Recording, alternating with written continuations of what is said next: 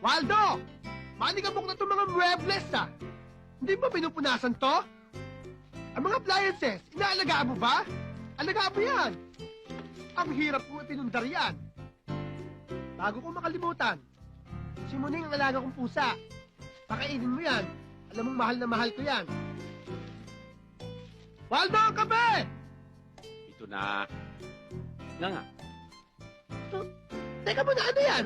Kape! Ilagay mo sa mainit na tubig na nasa tasa, lagyan mo ng asukal, ilagay mo yan, tapos kanawin mo. Hindi mo naman kasi sinabing ipagtimpla kita ng kape. Ang sabi mo, basta kape. Oo nga. Waldo, pakitimpla mo na naman ng kape. Ayan! Nagkaintindihan tayo. May point si Waldo eh. Dapat itimpla, hindi kape lang. Ang hirap naging amo, minsan nagkakamali ka.